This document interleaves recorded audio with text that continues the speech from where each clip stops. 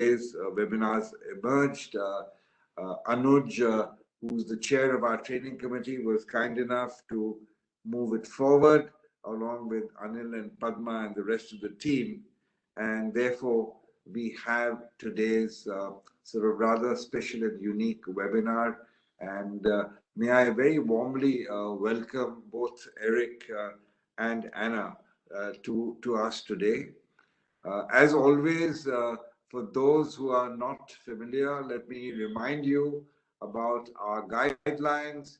Your microphone and video has been switched off for the convenience of viewers, and you're requested to give your name after you join on a particular format. It is first name, last name, company name.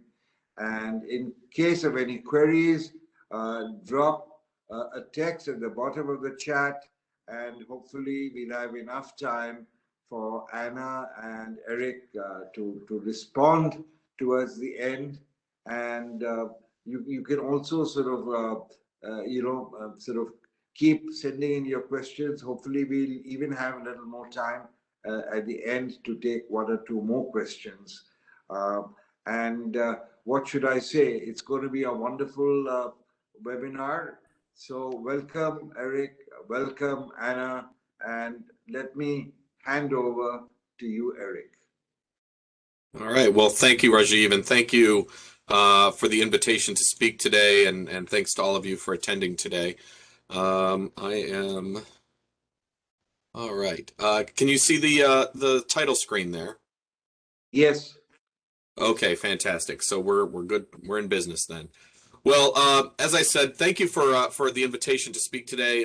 Today we're going to talk about, as Rajiv said, 5 ways to improve your ride operations without breaking your budget. And that is something, that last part is something that I think is something that we all need to be concerned about, especially as we go through these difficult times over the last couple of years with extended closures and limited budgets. But we really do believe that we can make some improvements to any amusement facilities ride operations department in ways that are not expensive, that don't require a huge investment of resources, but can get a lot of impact out of it.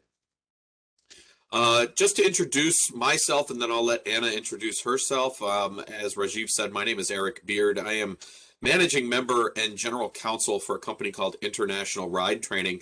We are a amusement park operations consultant group. We focus entirely on operations. We do not get involved in maintenance work or inspection work on the structural or physical side of things. My background is both as an operations professional as well as a lawyer in the United States. I came up on the operations side as a ride operations manager with 3 amusement parks, large parks in the United States, Cedar Point, Worlds of Fun, and Universal Studios Islands of Adventure. I did that from 1992 until about 2001, and then spent the next several years working as an attorney. Today, as I said, I do ride operations safety consulting throughout the world. I'm also a member of the IAAPI Government Relations Committee working on policy and legal developments in the United States and Canada. I'm also on the World Water Park Government Relations Committee, and I'm currently second vice president of a regional trade association for the amusement park industry in the United States. And having said all of that, I will let my colleague Anna introduce herself to you. Hi, everyone. I'm Anna Danau. I'm Managing Director of Hospitality Intelligence, and now I'm also the Director of Strategic Engagement for International Ride Training. I've been based in Asia for the past 6 years in Ho Chi Minh City, Vietnam. I've had the opportunity to visit India quite a few times, which has been wonderful. I work with amusement parks and attractions across Asia Pacific to boost their performance in safety, guest service, and operations. We also support manufacturers and suppliers who have logistics and staffing needs as they do business in Asia. Before the industry of fun, I worked in a very different industry in security and intelligence for the US government for about 7 years. I was at that time based in Washington, DC.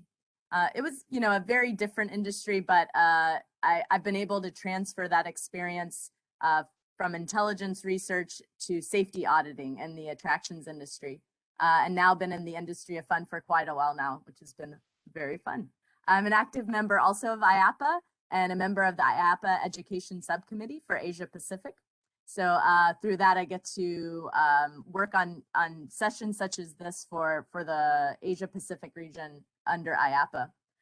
Okie dokie. All right, enough about me. So let's get to improving your ride operation safety. We're really excited to be here today. Thank you again to IAAPI and to all of you for being here. And with that, I'll give it back over to you, Erik. All right, thanks, Anna. I appreciate that. So we're just going to dive right in. And like the title suggests, we have 5 suggestions that we think could make a difference to everyone's operation. And the first one that we want to talk about is knowing the rules. And by knowing the rules, we mean understanding the standards and the rules that have been adopted in the international community for safe operation. And you know, when I think about knowing the rules, I have to come back to sports. I am a huge sports fan myself.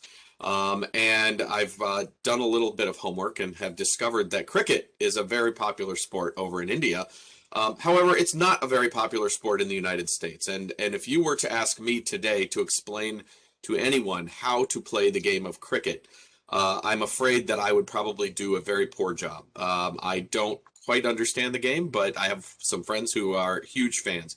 And, you know, I really don't think I could play the game very well, even if I just picked up a quick Wikipedia entry and tried to learn the rules very quickly.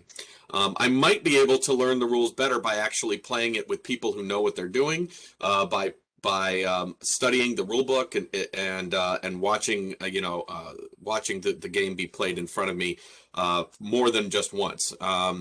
And that's really what I'm kind of getting at when we say know the rules, is that we all have some familiarity with how to operate an amusement business based on our own operating experience. But there are a set of international standards out there that can really enhance your operations. And being familiar with those international standards can be very important. Specifically, I would refer to the ASTM standards. These standards have been adopted in a number of countries outside the United States in one way, shape, or form. And, you know, they have a standard in ASTM for just about everything. But when we talk about amusement ride operations, we really want to focus on what's called F770, because that is the ASTM standard that provides guidance for the industry on things like your operating documentation, what kind of manuals you want to have for your operating employees, your training requirements and how to document that training, what needs to be a part of that training. Also basic maintenance standards, signage standards. There's a very detailed plan for set of requirements for evacuation plan standards. How you actually should go about training your operators using a specific methodology. And then, you know, if you have specialty attractions like go-karts or water slides or inflatable attractions, etc., there is a specific standard that governs the operation of those kinds of attractions as well. So, and you know, there are other standards out there. China has a specific standard. The European community has a specific standard. IAAPA as an organization is kind of behind the ASTM standard and trying to encourage its adoption globally. And I think there is some success in that. But what I find is that as I do a lot of these training sessions, is that even people in the United States where these standards are in some cases legally required to be followed are not familiar with the content of them. And yet they're very straightforward, they're easy to read, they're written by people in the industry, not by lawyers or government regulators. And there is a lot of value in understanding and applying the guidance that is in these documents so that there is international consistency in safe operation and there's compliance with these safe operating standards throughout the industry.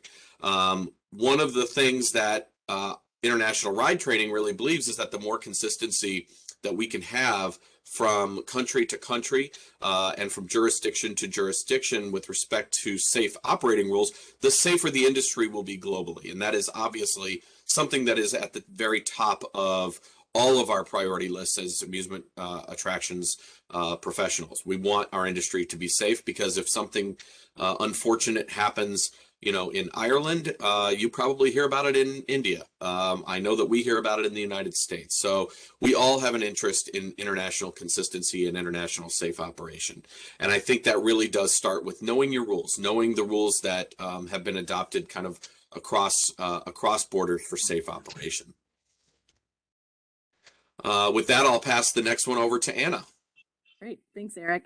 So now I'm going to talk about looking at your facility through the guest's eyes. So we're in our parks every day.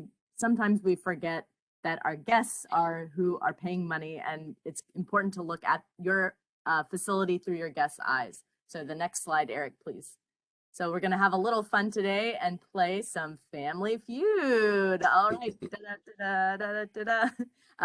I believe you have this show in India as well, but the point of this is a little bit of trivia. So first question on the board, Eric, please. What are the most important issues to your ride supervisors? So let's have a little bit of participation. If you can, write in the comment box, what do you think are the most important issues to your ride supervisors?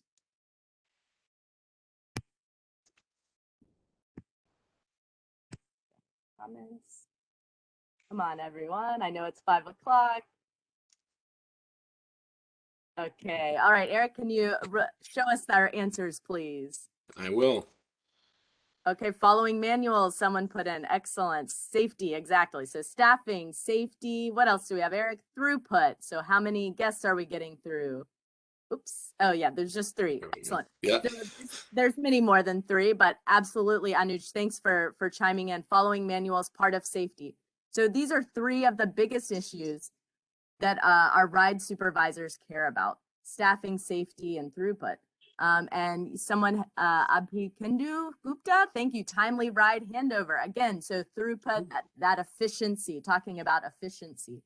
Very good. And then Eric, next slide. So now we know what's important to our ride supervisors, but what are the most important issues to your guests? So your guests, what do you think your guests care about?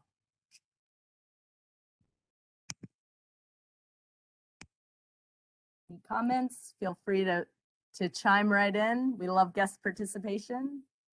Safety, again, yeah, safety. Anything else?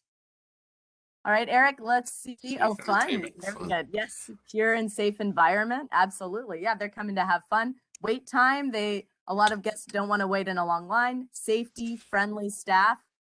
So again, safety is there, free. So good price, absolutely. So there are a lot of things important to the guests. You guys have brought up some good ones, but as we can see, what's important to us as ride operators, oh, happiness, we've got more high restriction issue, happiness all around. I love it. Great comments. Thank you for participating, guys.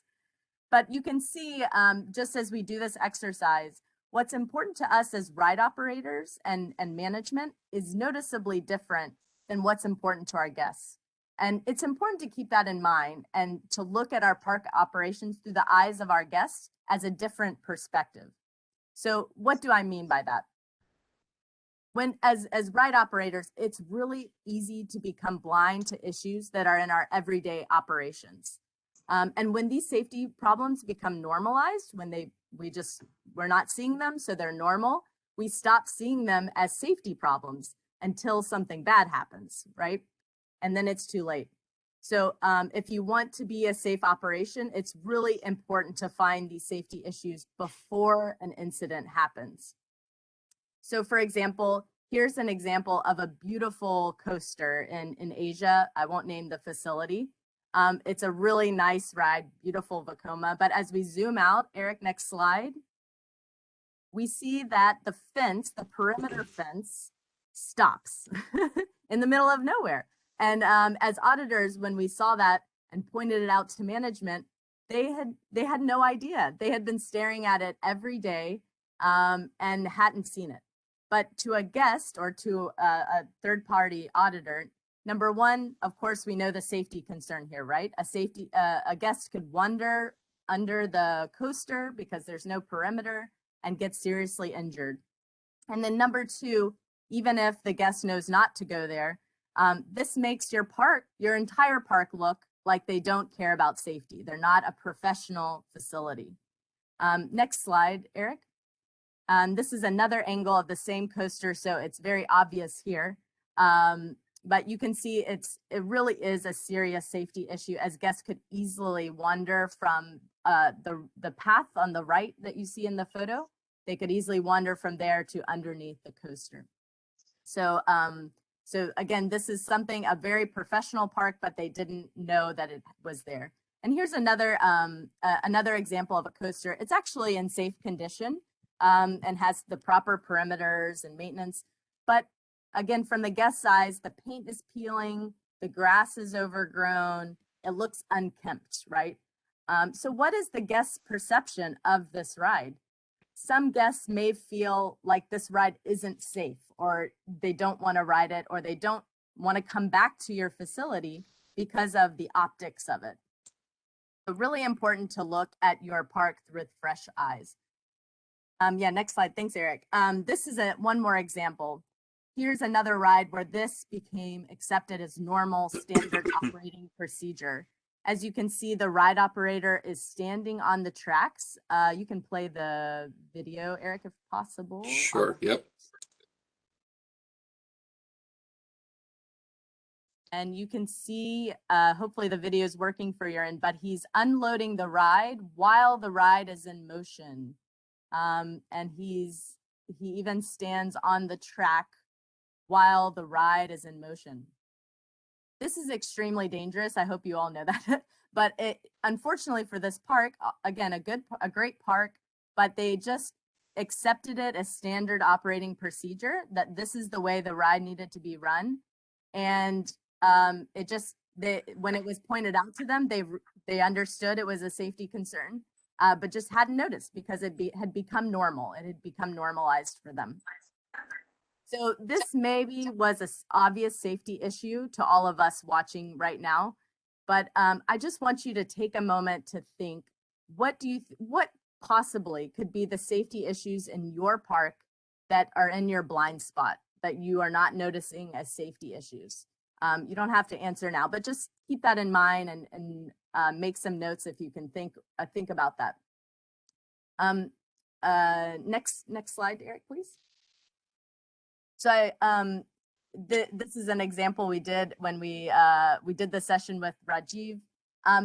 This happens to us every day. We have cords lying around us that it just becomes normal. We think, oh, I'll just step over that cord. That's no problem. But for a guest may not see some object in the pathway.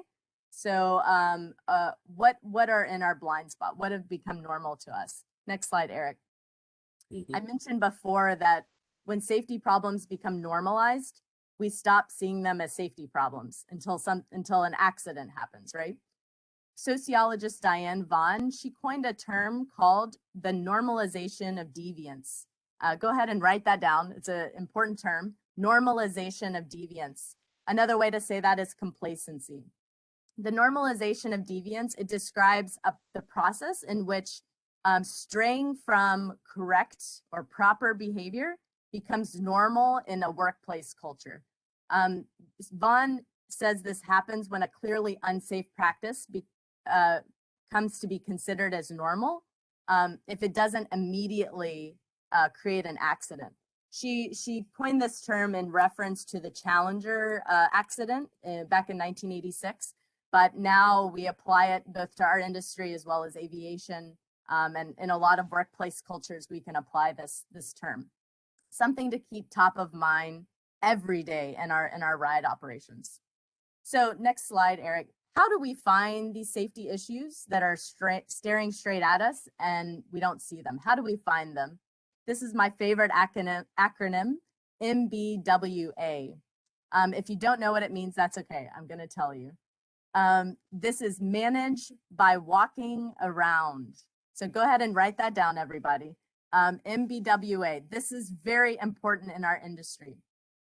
Guys and gals, we are in the industry of fun. So our business is in the park, not at your computer going clickety clack. We should be out in our park where our guests are and where our staff are. So this is really the best way to know about safety issues is by walking around. Here are some best practices for MBWA. As you're walking around, make sure you engage with everyone. Your guests, as say hello to them, how was your day? Your staff, your janitorial staff, everyone, you should be talking to them and seeing how their day is going. As you build that relationship with them, you're building trust and you're building a way for them to talk to you. Do it regularly. I like to schedule it in my calendar when I was working in operations. Go ahead and put it once a day, 30 minutes, 1 hour, walk in your park. If you don't have time, make time and start small. Do 15 minutes a day and build it up. Go by yourself. If you go in a big group of managers, it can be very intimidating.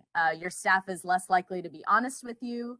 You're less likely in a group to talk to other people. So go by yourself.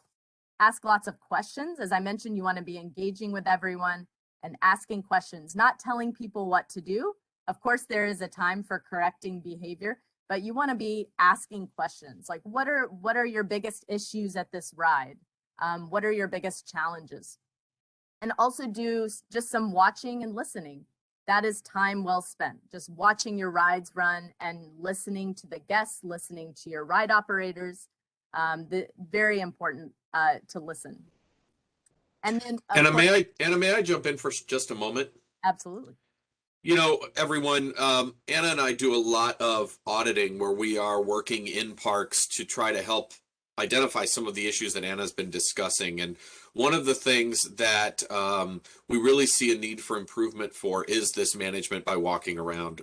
Every now and then, unfortunately, actually, it's probably more than every now and then, we come to parks where we're in the park for 8 or 10 hours and we never see a single member of management out in the park. We see them in offices and sitting behind desks when we're finished, but we don't see them out in the park actually engaging with their guests and actually engaging with their employees. And that's where you really have the opportunity to identify these issues that Anna has pointed out. So, you know, there are so many improvements that can be made to ride operations specifically, but park operation in more general, just by getting out of the office and walking around. And I really cannot overstate the importance of that. Absolutely. And even as a guest at a park, I can't tell you how many times I've had management walk right past me, not look me in the eye. And that's concerning. That, you know, we should be talking to guests as well. And also, we do want to be giving feedback at the right time, not in front of guests. So make sure you are giving prompt feedback, but at an appropriate time. All right, next slide. Thanks, Eric. Mm-hmm. So another way to discover these hidden safety concerns is tour your facility with someone who's never been there. Get their input. So that may be a friend in the industry. You guys have a great association in India, so use your colleagues. It could also be a third-party auditor. So a third-party auditor can really give you an accurate picture of potential issues without any bias. So your friends may say, oh, your park is beautiful and perfect. A third-party auditor will be truly honest and no bias. As an outside auditor also has a wider knowledge base because they do see a lot of parks and attractions on a regular basis. And also because you're dedicating time for the auditor, there won't be any interruptions or scheduling issues. You know it's going to happen because you've scheduled it. The auditor should be comparing your park operations to consistent standards, as Eric mentioned, ASTM or EN. So they should be using consistent standards so that it's easy to measure improvement or deterioration. And lastly, I mentioned they'll be able to provide benchmarks for you because they do see so many other parks. And this is an example. This picture here was taken during an audit in Asia.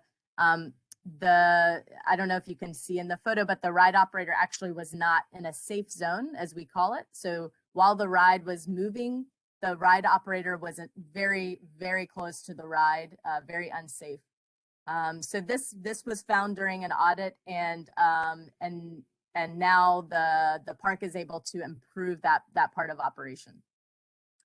One more, next slide, Eric, please. This was also taken during an audit. It's a beautiful park, a beautiful water slide, but when the auditor walked by, the run out pool did not have a lifeguard, which is an industry standard. I do believe the park was supposed to have a run out lifeguard there, but because they knew management wasn't walking around, or maybe because breaks weren't scheduled properly, there was not one at that time, and that's very unsafe, as we all know. So this is one benefit to an auditor. They can come unannounced. The operators don't know that they're there, and they might be able to catch issues that operators would otherwise be on their best behavior if they see their managers walking by. So that's another example of why a third party might be beneficial. But so anyway, so as you can see, safety concerns, they're all around us, and the more eyes and ears we can have on them, the better we are. And really in the park, so really get in your parks. And another important measure to avoid these safety concerns are checklists. So with that, I'll hand it back over to Eric. Thank you, Anna. Yeah, I am such a huge believer in both management by walking around, and then while you're doing that, have a checklist with you.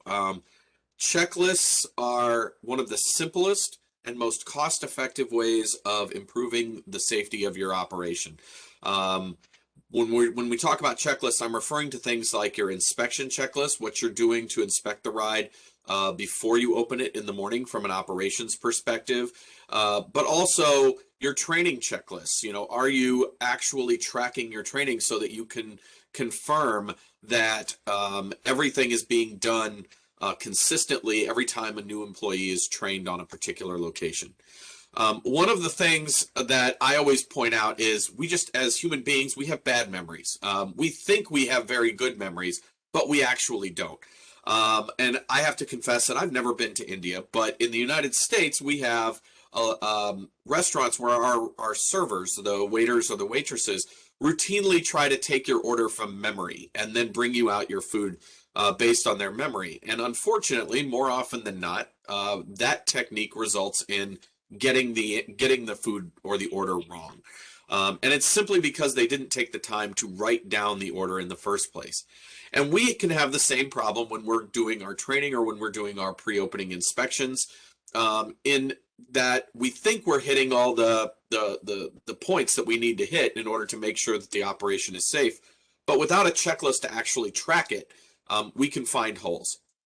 One of the things that I used to do before I was full-time in the industry and when I was practicing law was I focused a lot on aviation. And I think this example is a perfect example of the unfortunate consequences of failing to do consistent checklists. This was a flight, a private corporate jet that took off from an airport right outside of Boston, Massachusetts, and unfortunately never achieved takeoff. They ran off the runway, and the plane went into a ravine where it caught fire and resulted in 7 deaths. And that was the entire crew and passenger complement on board. The reason that it could not take off was because something called the gust lock was engaged on the plane. The gust lock is a device on the plane that is intended to make sure that if the plane is parked and a strong wind comes, that the plane does not move given the aerodynamics of that wind. The gust lock is purposefully designed so that if it is engaged, the plane cannot achieve takeoff velocity. It just will not go fast enough to achieve the necessary speed to leave the runway. In this particular case, the pilots who were operating the plane had over 30 years of flying experience between the two of them. They had also worked together for more than 10 years. So they knew each other very well. They knew their aircraft very well. And as a result of their familiarity with each other and their familiarity with the aircraft, they had a long history of unfortunately not completing their pre-flight checklists. They did not go through item by item every time the plane took off to complete a checklist to make sure that they had done everything to ensure a safe operation. Because they did not do that checklist, they overlooked in this instance that the gust lock was left on. And unfortunately, they did not realize what the problem was until they were speeding down the runway, at which point it was too late. And really, so when we look at this accident, this to me is the classic illustration of the importance of literally a piece of paper that has all of our safety guidelines on it that we need to follow. So, and just because this happened in the aviation industry does not make it any less important to our industry. In the United States, we have an organization called the NTSB, the National Transportation Safety Board, and they concluded that this accident would have been completely eliminated or completely avoided had a normal checklist just been completed before the plane took off. They had also found that this was habitual, as I mentioned, for this crew. They found that out of the previous 175 takeoffs, more than 98% of the time, these checklists were not completed. And I am very familiar with this case. As an attorney, I actually worked on this case, and I can tell you with all confidence that these pilots did not believe that they were doing anything unsafe. They believed that they knew the operation and they knew what to do, and that's why they didn't need the checklist. But this just goes to prove that no matter how familiar you are with your operation, with your job, or with your equipment, you can overlook things without having a proper checklist in place. So what makes an effective checklist in the industry? Well, first of all, just having one. In the course of our inspections and our audits that we do in parks, one of the things that we look at is levels of documentation. And I can tell you that there are, unfortunately, a lot of facilities that just don't have checklists. They don't use them for either their inspections or their trainings. And invariably, those are the locations where when we go in, we find inconsistencies. We find things that have been overlooked. We see some of those things that Anna pointed out in her presentation. These checklists ought to be based on what your manufacturers require. So go through your manufacturer's operations and maintenance manuals, determine what their pre-opening requirements are. Also, you may have either regulatory or industry standards. Like I talked about at the very beginning of today, ASTM standards do have a pre-opening inspection criteria checklist. They also have a training checklist that's in that ASTM standard that identifies all the things that should be trained for your employees. Whoever is doing the inspection really should be qualified and specifically trained to do that, whether that be a maintenance person doing a maintenance inspection or an operations person doing a pre-opening operations inspection, or even a trainer. Oftentimes our trainers are people who've worked the ride for a while, but they don't actually have any qualifications or training in how to train. And having that qualified person actually filling out the checklist is very important. One other thing that is overlooked on a lot of checklists, particularly pre-opening inspection checklists, are identification of go or no-go items. And by that, I mean, which of those items on your checklist will actually prevent the ride from opening that day? There may be certain things that you can live with or fix later, but still open. So for example, if one of your checklists is, checking to make sure that the grass is not overgrown, if it turns out to be overgrown, you can probably open that day without jeopardizing guest safety, but it is something you want to take care of as soon as you can. Conversely, if you find out that one of your perimeter gates will not close and is going to be open to the public, that may be an issue that would be a no-go item where you cannot open until that gate is repaired so that you can ensure the safety of your guests and of your employees. And then finally, I would point out that, your checklists are really only as good as they are being completed. So periodic audits of those checklists, and I'm not talking about third-party audits, I'm talking about just you as management people auditing your checklist to make sure that they're being completed according to the standards that you have set. So making sure that they are in fact being done every day, and it's not just, you know, somebody saying they're being done. Looking closely at the inspection items to make sure that they're completely filled out, to make sure that they're accurately filled out. I would encourage you to go out in your park, do a little bit of that MBWA in the morning before opening and watching what's going on in the park to make sure that these kinds of checklists are actually being completed, because that's how we can ensure that the safety purpose behind each one of these documents is really fulfilled. Moving then right along, I will pass it back to Anna. Anna, I think you're on mute. I was indeed. Sorry about that. There you go. Thanks, Eric. So great. One of my favorite topics, again, about listening. So we were listening before looking at our facility through our guest size, listening to your front line. As I mentioned before, we are amusement parks and attractions. So our business is happening in the park, which means that our frontline staff are the most important part of your business. They are the most important part of your business. So they are the ones interacting with your guests, and they are the ones operating the rides, these multi-million-dollar pieces of equipment. So they are the ones who are going to see safety problems long before management's going to, or before an accident or a claim is made.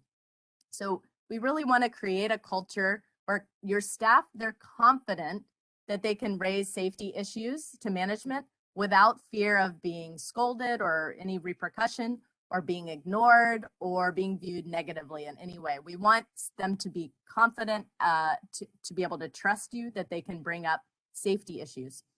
Next slide, Eric, please. So once again, my favorite acronym, MBWA. So we want to really manage by walking around. This is the best way to talk to your staff. Meetings are great, but I would highly strongly recommend not waiting to talk to your frontline staff in meetings. When you talk to them in the park, while they're in the park, they're more likely to remember safety issues, and they're more likely to be confident because maybe they can show you something.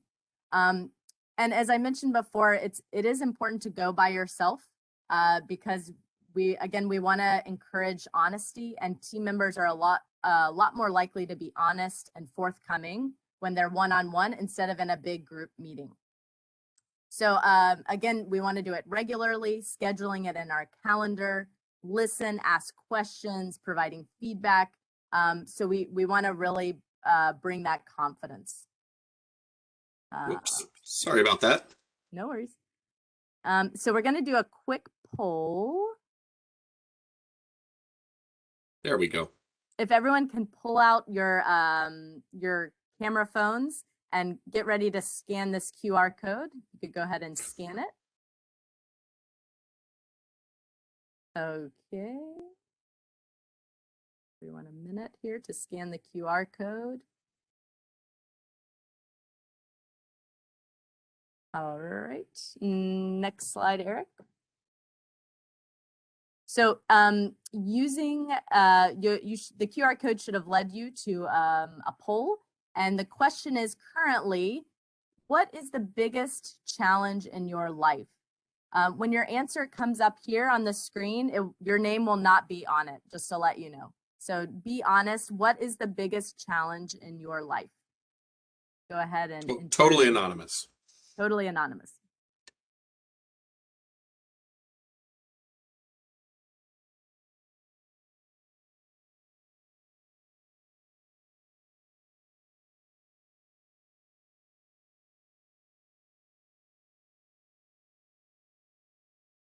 Have anyone submitting? We won't see it here, Anna. We will just have to click and see what happens. Okay, wait, we have questions. Or they can put it in the chat. Oh, sure. Yeah. Well, you're welcome to put it in the chat, although the idea is to be anonymous. So, but if you're willing to put it in the chat, feel free. And Eric, next, let's see if we've got any answers here. We've got managing, safety, family, and work. Excellent, all good answers. And the point of this is to show that when we have an anonymous way to provide feedback, sometimes we can get some more honest answers. So just keeping that in mind, and we'll talk about that a little bit more in a minute. Next slide for me, Eric. So another fun way I've seen at parks to get to listen to your frontline team is to allow your team members to do auditing. So the park that I saw did this. They gave their staff free tickets to their team members and their families. And they gave them the tools, as Eric mentioned. They gave them a checklist and the standards to follow. And they got to perform an audit as a guest. So they wore regular clothes, they went to the park, and their team members didn't notice them because they weren't prepared to see them in regular clothes with their family. So you can get some really great feedback from doing that. Next slide for me. And it's really cool too, because your team members are gonna have an even different perspective than you or your guests. So I really recommend doing that audit. So an engagement survey, back to that poll we just did, this is a really great way to get some honest feedback with an anonymous survey. It improves morale and it boosts confidence. So again, we really wanna build a culture of confidence and honesty and trust. And this is another great way to do that. And this, you may have a lot of team members because they're young, they don't feel comfortable being honest, even if you've created a great culture. So this would be another great way to get to learn about safety concerns. This is a Gallup poll here on the screen, and the statistics show that businesses where managers act on survey results, so you actually need to follow through with the results, they have a 63% employee engagement rate, which is really great, and especially in a time where we have high staff turnover. The more that your staff are engaged, the more invested they are in your park, and the more invested they are in keeping your guests safe. So very, very important. Next slide for me. Here are some best practices for making that survey. It's important that you take it seriously and not just put together a survey and put it out. So be prepared. You want to figure out who is in charge of the survey. Pick someone on your team to delegate it to, so that they can administer it in a professional way and they can help compile the result and delegate action plans. You want to keep the questions simple and the survey short. Otherwise, people won't do it. They don't have time. So you want to keep it simple and short. Statistics show that you'll receive an over 80% response rate if you keep your survey short and sweet. That's an 80% response rate, which is really good. So think about what kind of questions you want to have, open-ended versus closed-ended. Closed-ended are easier to measure, so you can have easier results to measure. But open-ended, you may learn something that they can't answer in a normal survey question. So you probably want to have a little bit of both, at least one open-ended question and maybe the rest closed-ended. And then you'll want to test run the survey. Send it to your colleagues and a few trusted team members to get some initial feedback before you waste your time sending it to hundreds of your employees. And of course, as I mentioned, you have to follow up. There's no point in spending time doing this if you're not following up. And also letting your team members know that you've followed up, that you've taken action based on the results from the survey. Next slide for me, Eric. So there's some other ways to engage with your team members. I just want to show, these are some personal photos here from Vietnam. These are some, when I first got to Vietnam, I was told that I would not find any staff. And if I do find staff, they're going to leave me in 6 months and find a better job. It's impossible to keep the same staff. Well, the top photo is a picture I took with my managers 6 years ago. And the bottom photo is a more recent photo. They're the same people in the photo. They still work with me. So I really believe in what I'm saying today. I walk the walk and it works, I promise. And the ways to do that, to have an open door policy. So that means if you have an office, of course, have an open door, but also it means theoretically that you're willing to listen. So if someone comes up to you to talk, you have open hands, you're not looking the other way, you're actively listening. You want to hear what they have to say. So having that open door policy. When you do have new team members, I know a lot of you are in very high positions and maybe you don't have time to do this, but if you can, I think it's very important that you meet new team members within the first 24 hours of starting at your park. And the reason for that is they need to know your face. They need to know that you care about them because what they're doing is important. Like I said, they're the ones interacting with your guests. They're the ones operating your very expensive rides and ensuring safety. So it's important that they see your face so that they know that you care. Regular team meetings, as I mentioned, better if you can go out in the park as much as possible, but team meetings are also important. It gives everyone a chance to talk to each other and to express any concerns that they have. Recognizing good performance and doing that in front of their team members is a great way to encourage, to motivate and to engage your team members. Connecting work to the big picture, especially the younger generation. Although I would say everyone says this is a millennial issue, but I would say it's a human issue. As humans, we like to know why. Why is safety important? Why is it important that we follow protocol and we follow our checklists? Why is it important that I don't do my checklist from memory? So explaining the why to your team members, connecting it to the big picture of the business. And when you do surveys and when you get feedback from your team members, implement those suggestions and show them that you've done that. Of course, only good suggestions that improve safety in your business, but make sure you really follow through with that. It makes your team members feel like you care about them and they have some investment in your company and in their development as well. So all of these are ways to promote a positive park culture right here. Some of the benefits of employee engagement we've already talked about, but I just want to summarize here. Safety being the biggest one. Engaged employees are more likely to tell you about safety issues. And again, they're the ones at the front line doing this. So that's really important.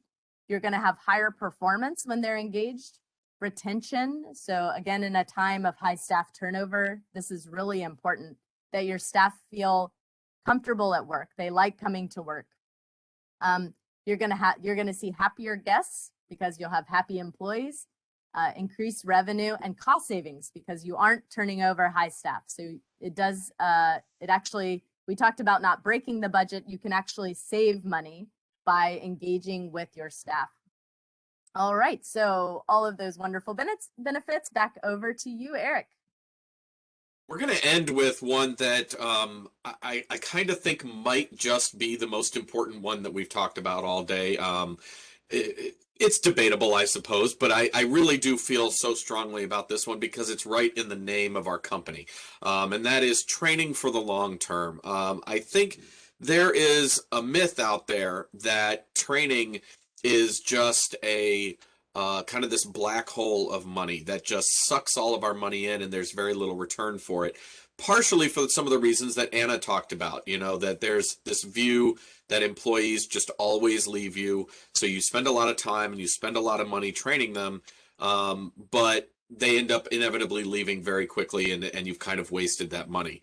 And that belief can kind of incentivize us to try to cut training as much as we possibly can because we don't want to waste that money. The good news is that the statistics do tell us that that is in fact a myth, that training and investing resources in training is not only money well spent, but it's actually a process that will save you money in the long term and result in much better productivity for your business. What we know from looking at kind of the reality, and this is not just in one area of the world, it really is globally, is that the more that we can invest in training, the more we retain our employees, the more they stay with us, the more productive they are in terms of both efficiency as well as safety, and that actually investments in training end up paying for themselves in the long run by keeping our employees longer and not having to retrain new employees. In fact, there was a recent study done that looked at training programs in the Asia Pacific region in particular. And what that survey found was that there were 25% of companies in that region that admitted that their onboarding program does not have any form of training at all. And those companies experienced a 60% annual loss of their workforce, 60% of turnover each year for the companies that did not have any form of training. That's just a huge amount of resources that are being, unfortunately, wasted. However, when you look at the companies that really did invest in training, they had a 24% higher profit margin versus companies that were not investing in training. So again, here we see actual facts that training actually is not the kind of black hole that it is sometimes reputed to be. It actually can cause your business to actually earn more profit. We also look at training from the perspective of our employees and who is working in our workplaces. And there was a really interesting study done by the National Institute of Occupational Safety and Health in the United States, where they looked at the rates of injury in the workplace for young employees, and specifically teenagers, because so many of the employees in our industry are those younger workers. And what they found is that, frankly, they're just not as safe as older workers without more training. So teenagers right now are injured in the workplace once every 5 minutes, and they're 2.2 times greater, more likely to visit an emergency room than employees that are in their 20s. So this underscores that we really need to be focusing on safety training for these individuals, because it will make our employees stay longer, it will help us earn more revenue, but it will also make our employees, and by extension, our guests, even safer. So what am I talking about when I'm saying investing in training? I really think there's 4 components to this. And unfortunately, a lot of places stop at the first, if they even have it. So the first is obviously onboarding. When we get a new employee to join our organization, we need to invest some time training that person so that they are comfortable in their position. They understand the safety procedures and the protocols that we have put in place to ensure their safety as well as the safety of our guests. That usually takes place over the first day, 2, 3, 4 of their experience in the park. And that is vitally important, but it is not the end of training. Training needs to continue after that. We also need to focus that training and our ongoing training on both soft and hard skills. And by that, I mean, it's kind of easy to train somebody to press a button, right? We know that's a mechanical function, it's a mechanical job. We can kind of say, all right, this is when you press the button. When the green light comes on, you hit the button. Or this is how you check a restraint. You're going to push down and pull up on that lap bar. Those are what we would call hard skills. So those are fairly easy to train. The harder things to train, but that can be even more important, are those soft skills. Are we talking to the guests? Are we making sure, somebody mentioned earlier that our guests are concerned about happiness and about having a great time in our facilities? Well, those soft skills about guest engagement and being able to communicate well with our guests, that goes a long way toward that particular guest concern. Soft skills are also communication skills. And as Anna has pointed out, the more open lines of communication we have between our frontline and our management, the more we can learn about our operation to make sure that it is as safe as possible. Training needs, as I mentioned a moment ago, needs to continue beyond the onboarding phase, which is why in-service and follow-up training is so important. Somebody needs to revisit with that employee a few weeks after they start to make sure that the training has stuck, that they understand what they're supposed to be doing, that they understand they haven't developed any bad habits. Sometimes those creep in after they get a chance to work with other employees, or they get a little more complacent in their job. So we need to do that follow-up training just to make sure that everything is continuing to work as we should, as it should. And then I also really recommend in-service training. So, take one topic a week, send out an email, hold a quick 30-minute meeting, whatever you can do to focus on, Today we're going to focus on our area access, our perimeter fencing. How do we inspect that every day? How do we look at it during the ride cycles to make sure that, that our ride areas are enclosed and that nobody can get into them while the ride is moving? That'll be our topic for this week. And then next week, we're going to talk about restraint devices, something like that. And that way, safety and training is ongoing and it's always at the top of mind. And lastly, have an evaluative component to your training. Allow your employees to give you some feedback on the kinds of training that is working for them. And more importantly, perhaps, what is not working for them. Are there different training methods? Some people work better through some kind of an online program. Some people work better through in-person training one-on-one. Some people work better in a group setting. But if you can use some of those employee engagement tools that Anna talked about earlier to really kind of measure the effectiveness of your training, it will help you figure out where for your team their strengths and their weaknesses are and help you tailor your training program in a way that you will get the most effectiveness out of the limited hours that we have in order to devote to this task.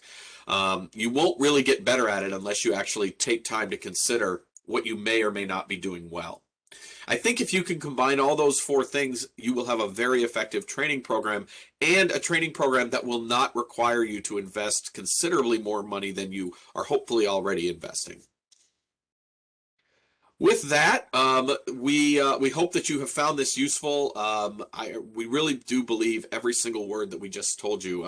We have spent so much of our time in parks, and we've really nothing gives us more satisfaction than seeing a park kind of step up and actually make improvements in their operation. And these hopefully have given you some things to think about and maybe even implement in your facilities. Anna and I are happy to take any questions that you may have. And once again, we would thank Rajiv and IAAPI for extending this invitation to us and to all of you for joining us today.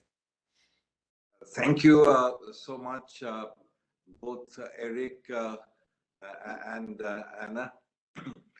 If I may kick off with the first question, whilst others sort of start thinking about what they're going to ask.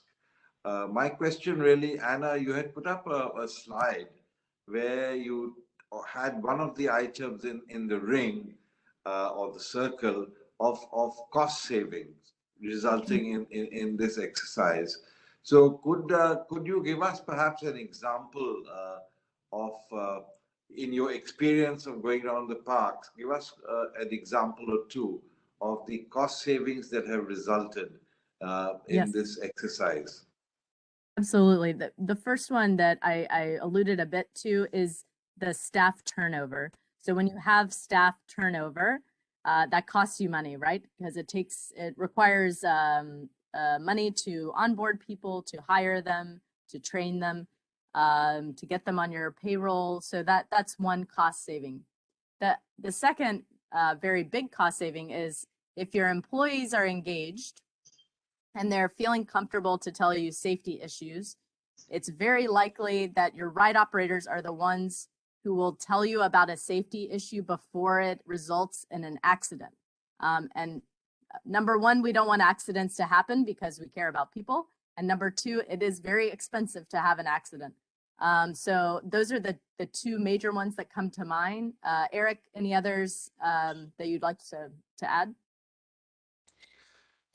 No, I think you pretty much hit them all. I mean, I will emphasize the second point that you made, which is so many times in the wake of an accident, we have participated in the investigation and have talked with ride operators or maintenance people who have seen things but have not been willing to say it until it was too late.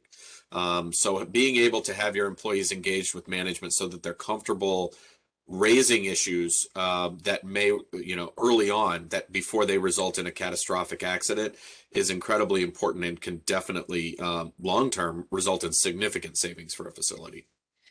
And one thing we see pretty regularly around the world is a difficulty between operations and maintenance communicating.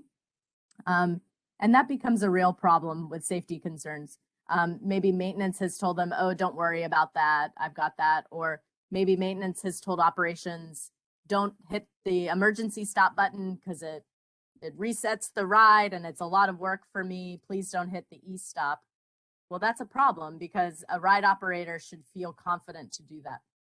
So, so again, if your employees are engaged, hopefully they're providing you honest feedback of what their day-to-day is like and can help you save some money.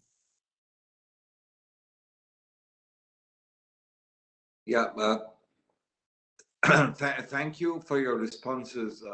Actually, the first item of employee turnover is not such a major issue in India because, you know, we have a lot of people fundamentally over here, although it is there perhaps at the senior level of management, but at the lower level of, say, ride operators, you know, it's not that much. But I think certainly any feedback we get which leads to you know, finding a solution to a problem which would create an accident, that's a very big issue, because when you have to face the consequence of an accident, you know, it's a huge issue. You have many sort of subsets to it, including a big reduction in future you know, people visiting your park.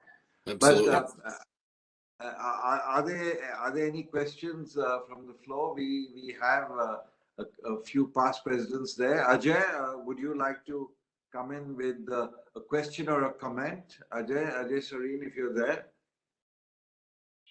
Yeah, and as people are thinking of any other questions, I just want to reiterate, Erik and I love talking about ride operations. So really and truly, if anyone would like to email us or contact us for any personal questions about your parks, we are happy to discuss. It's a pleasure for us. So please don't hesitate to reach out. Ajay, Anuj, Abhijit Datta. Hello, Mr. Cole. How are you, sir? Very well, Mr. President. Why don't you?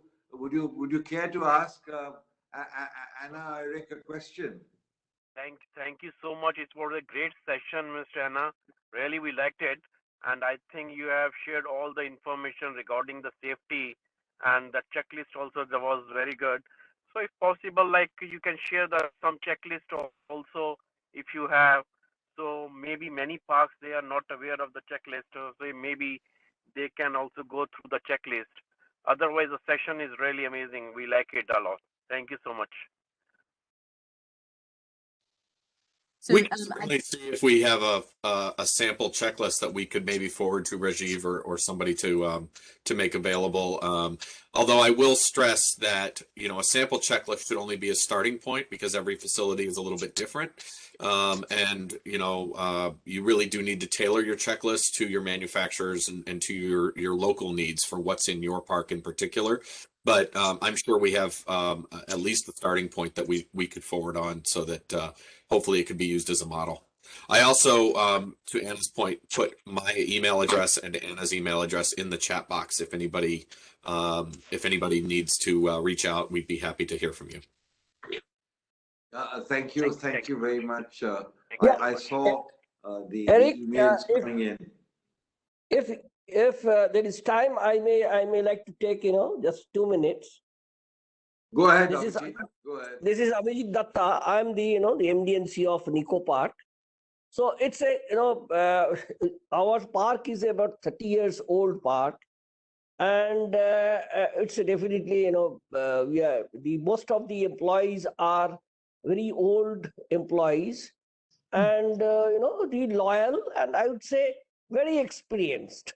So with time, yes, I like Erik's one very important point, you know, which I always try to remember with this 30 years, you know, park thing, is the complacency, which, you know, time to time I've seen, you know, it comes with very experienced employees that, you know, okay, nothing will happen. You know, I know this equipment for so many years. It has not given any problem. And my colleagues also know this, the park from the beginning. So it's the complacency element which may ultimately give a great problem to us. And your example, it's a very good example. And I personally always try to remember this bit of word complacency. We can't afford to have any complacency in our business. Thank you. Thank you for sharing Fantastic your point. views. Yeah, thank you. Go ahead, Erik. Well, I was just going to say that's a really fantastic point. We work with a few parks that have very long-term employees, and there is certainly a good and a bad side to that. The good side, obviously, is that there's a lot of dedication and loyalty to the company's mission and to the experience of the guest.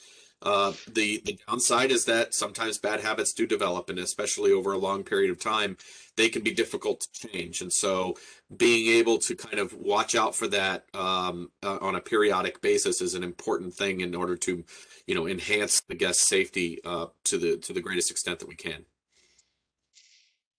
Thank you, Arijit. I was wondering if Arijit Sengupta would care to raise a question. He's been on the IAAPI board and he's also chaired the safety committee there, I think.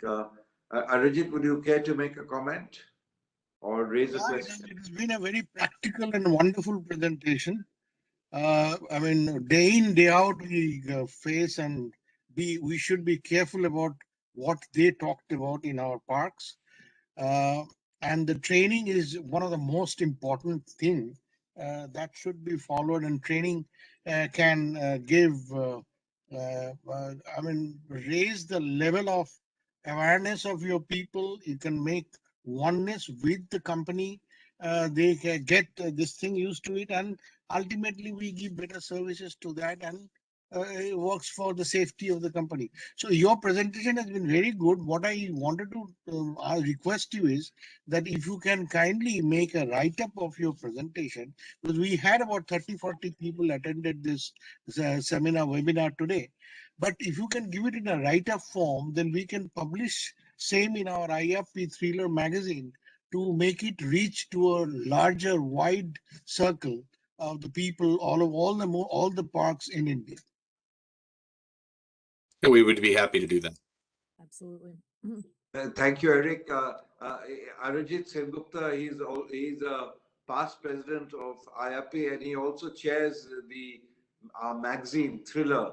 And so he brings out lovely articles in them. So I think it'll be best, rather than one of us trying to make a synopsis of the recording, if either you or Anna did a write-up which we could publish, and also acknowledge and thank both of you formally to all our members.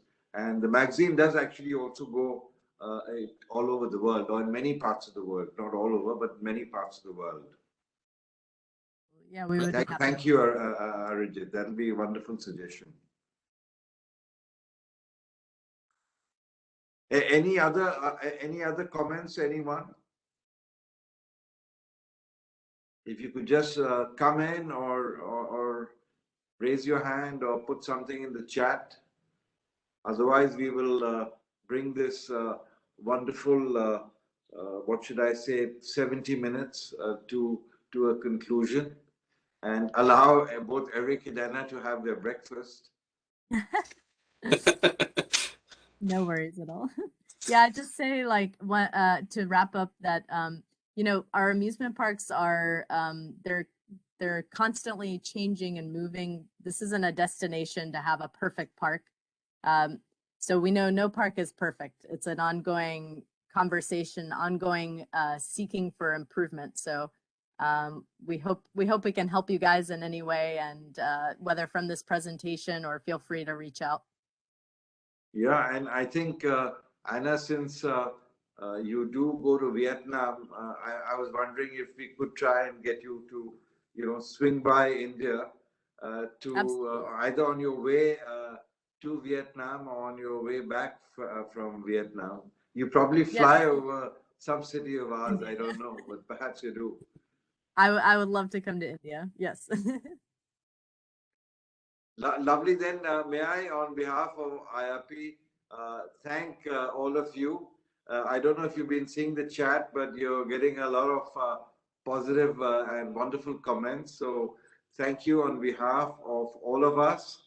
It's been very nice having both of you there.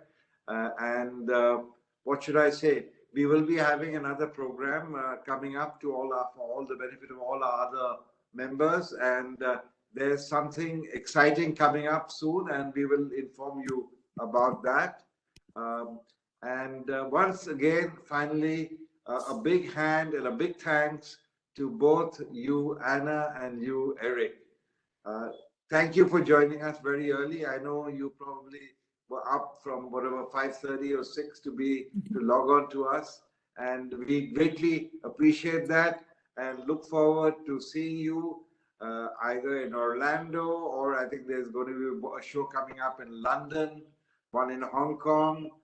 We have our own coming up.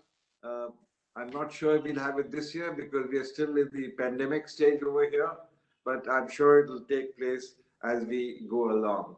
So looking forward to seeing you. On behalf of IAAPI and our members, thank you, and thank you. Bye-bye. Thank you. Bye-bye. Thank you, Anna. Thank you, Erik.